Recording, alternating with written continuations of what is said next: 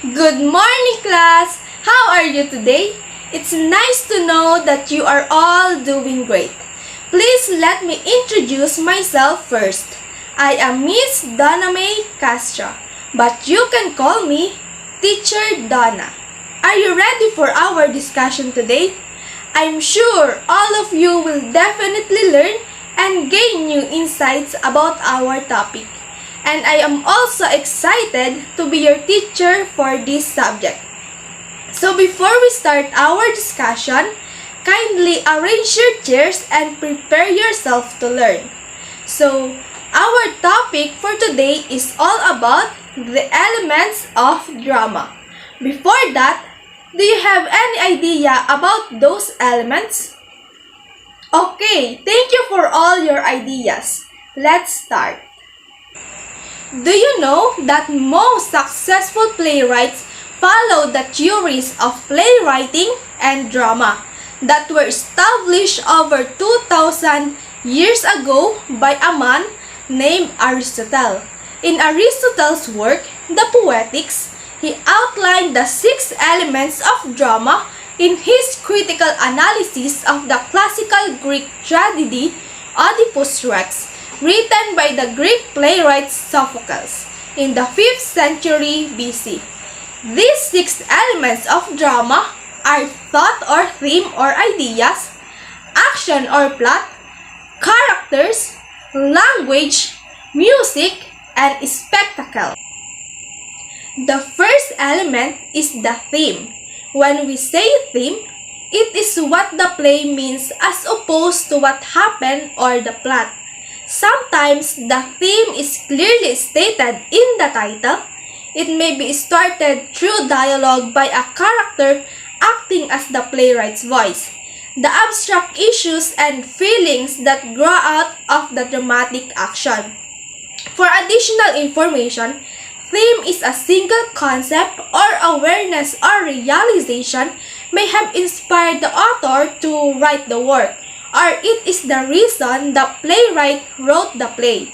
It is also the underlying message that the play gives to the audience, or it is the central idea or the moral lesson that the characters learn in the story. It can either be clearly stated through dialogue or action, or can be inferred after watching the entire performance.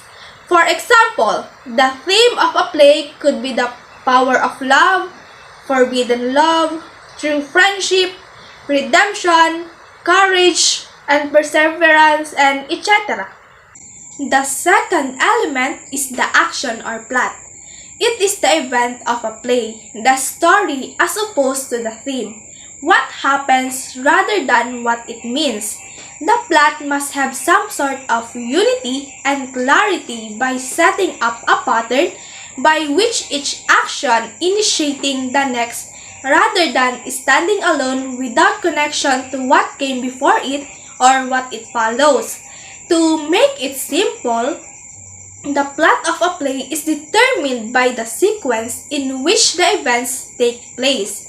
It is the story that the play wants to convey. It is important to remember that the play's entertainment value is largely determined by the story's sequence of events. The plot relies heavily on the connections between events and the persons that appear in them. It is also defined by what the characters do, how they interact, the story's depiction of their lives, and what happens to them at the end. For additional information, here is a plot diagram. A plot consists of exposition, conflict or rising action, climax, falling action, and denouement. Exposition is the beginning of the story. It introduces important background information to the audience such as setting, characters, and the events occurring before the main plot. Conflict is the problem or obstacles faced by the main character that must need to overcome. While the rising action is the part where the main character is in crisis. The story starts to become complicated. While climax is the turning point in the action of a play. It is the most exciting part of the story as the most action, drama, and changes occur here. While falling action, it is the point that occurs immediately after the climax and reveals the details of the consequences, whether it is good or bad. Resolution, it is the part where the outcome of the event revealed. The conflicts were resolved. It referred as the ending of the story. The third element is the characters.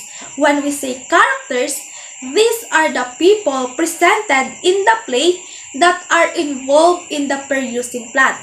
Each character should have their own distinct personality, age, appearance, beliefs, socio-economic background, and language. The plot is unfolded through the use of characters. It could be a person, an animal, a spirit, an object, or something else. The actors who will portray the role are in charge of bringing the characters to life. There are different types of characters. The first one is the protagonist. Protagonist is the primary character in the play with whom the audience actually agrees. He or she embodies the play's central concept, while the antagonist or villain is the character with whom the protagonist has a fight. While some characters play an active role throughout the story. Static characters do not change throughout the story. Their use may simply be to create or relieve tension, or they were not meant to change, while dynamic characters change throughout the story. On the other hand, a flat character has one or two main traits, usually only all positive or negative, while round is the opposite of the flat character. These characters have many different traits, good and bad. A foil is a character that has opposite character traits from another, meant to help highlight or bring out another's positive or negative side. And stock are stereotypical characters.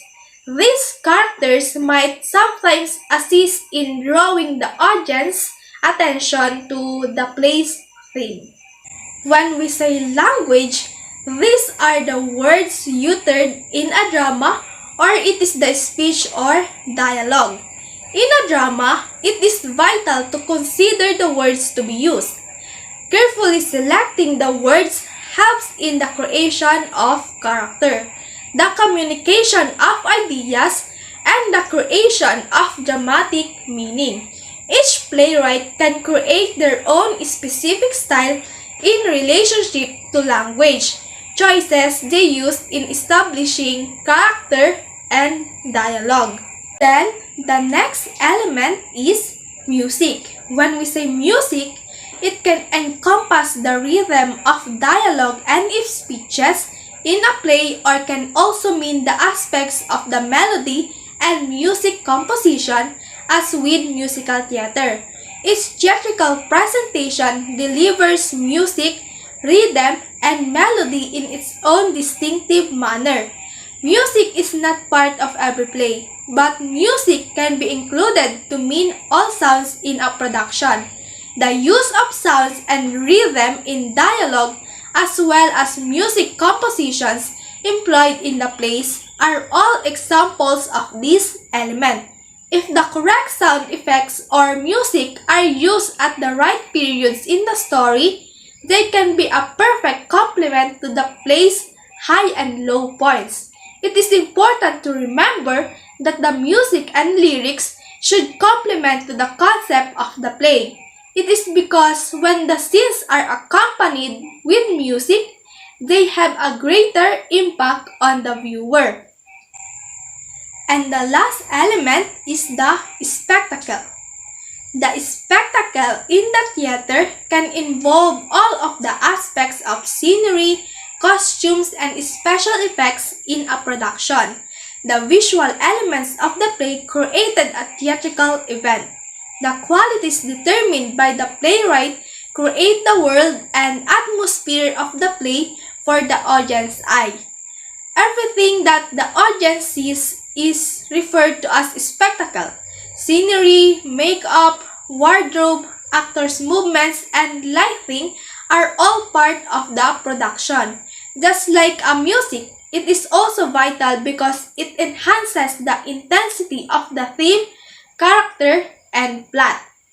To summarize it all, the 6 elements of drama are theme, action or plot, characters, language, music, and lastly, the spectacle. And that's the end of our discussion for today. Thank you for listening, and I hope that you've learned something.